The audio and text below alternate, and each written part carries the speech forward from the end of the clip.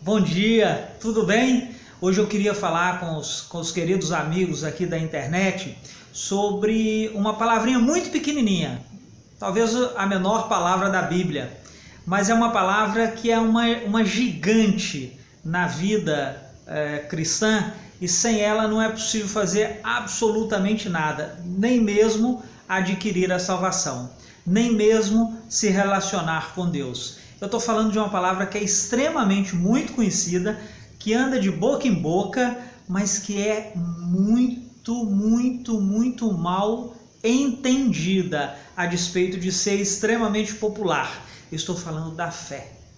A fé, embora ela seja uma palavra, como disse, muito pequenininha, ela é de relevância gigante na vida cristã e no relacionamento com Deus. A despeito disso, muitos não têm entendido o real significado dessa palavra pequena. Alguns têm confundido a fé com pensamento positivo, com uma postura positiva diante dos problemas, diante da vida, diante dos desafios. Outros têm confundido a fé com autoconfiança, não é? Não, eu vou conseguir, eu irei conseguir. A fé não tem nada a ver com isso. A fé verdadeira, a fé integral, a fé bíblica é bem diferente desses conceitos dos quais o mundo tem visitado. O termo fé, ele vem do hebraico antigo, da palavra emuná, que tem um significado bem mais amplo do que esses que nós imaginamos e que comentamos anteriormente.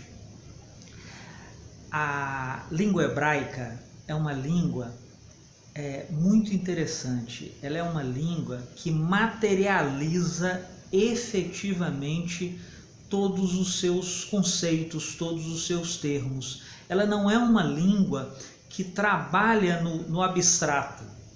Ela é uma língua que trabalha no real, no concreto. E esse termo emuná, em hebraico, quer dizer salvação diante de um grande perigo.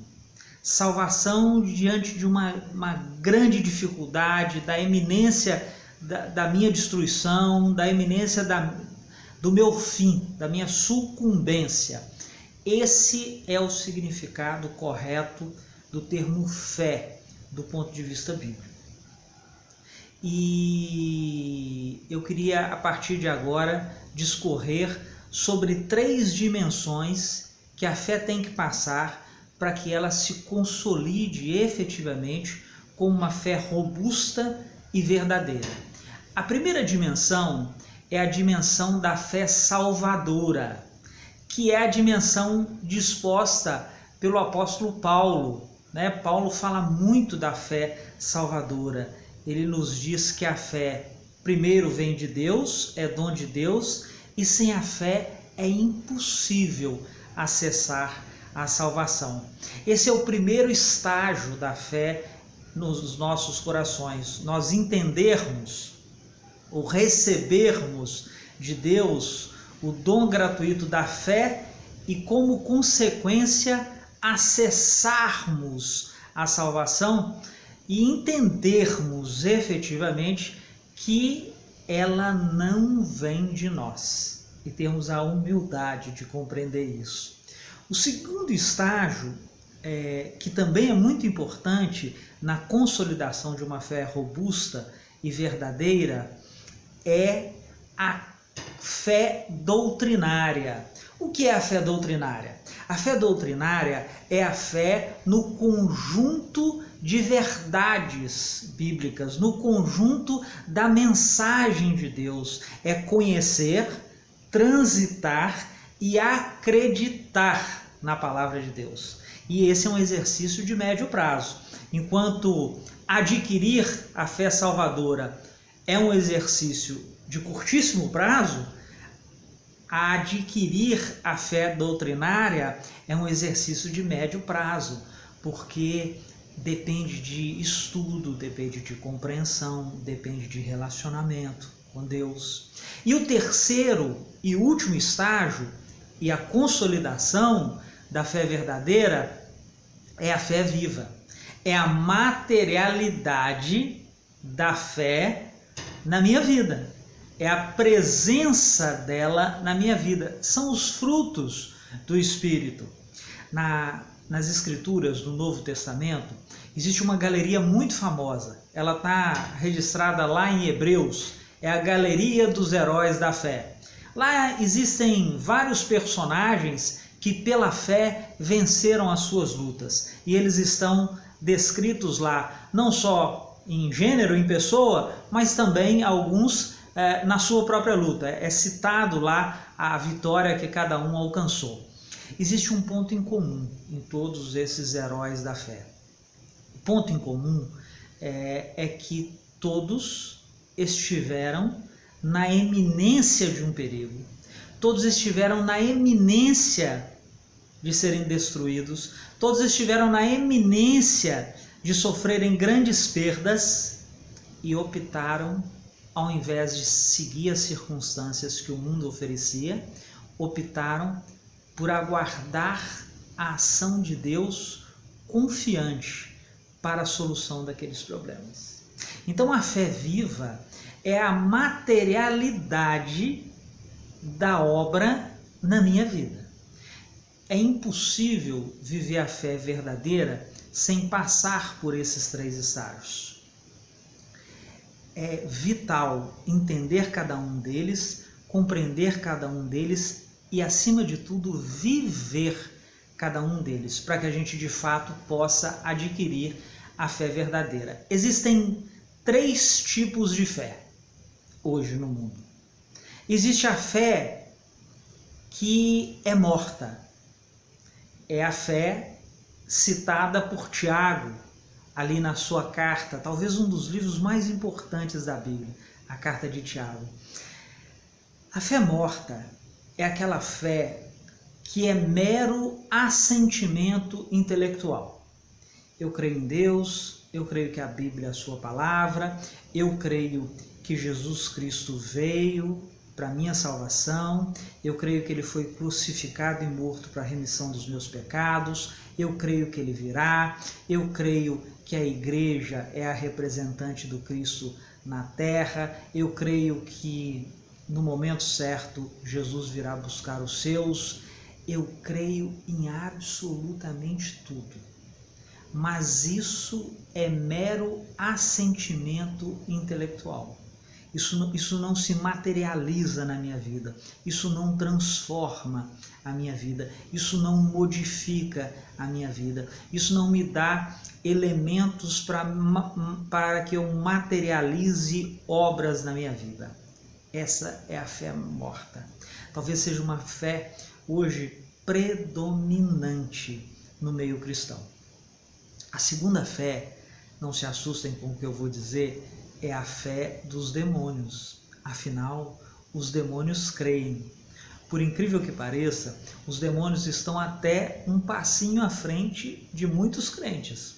Porque a fé do demônio, além do demônio crer, a Escritura nos diz que o demônio treme.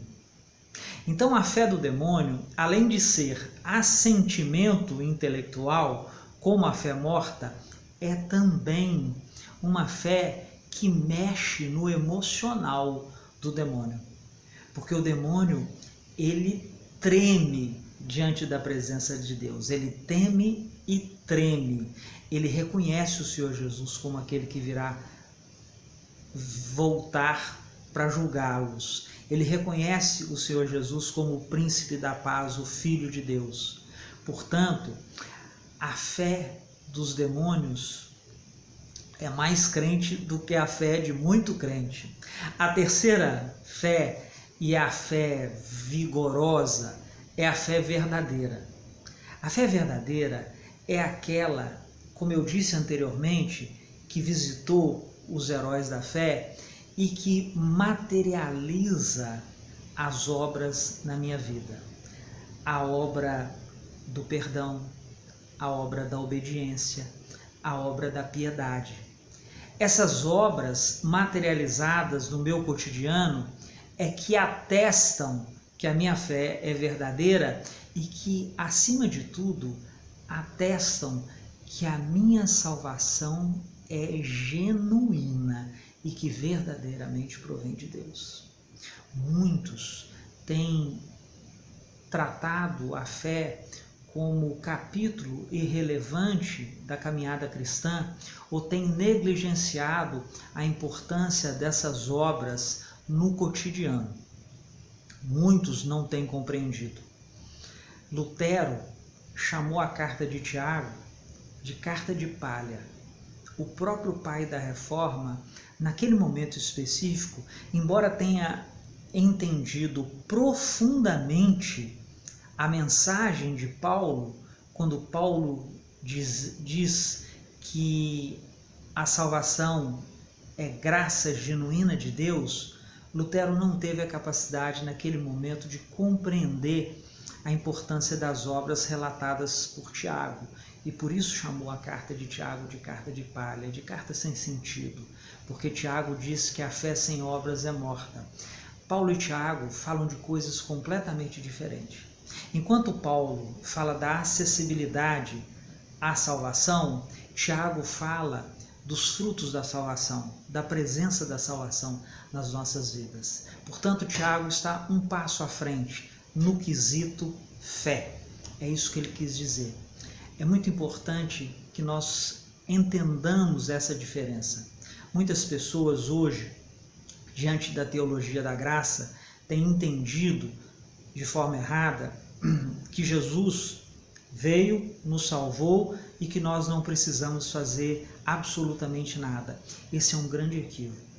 Somos salvos para as obras, como está disposto na própria Escritura.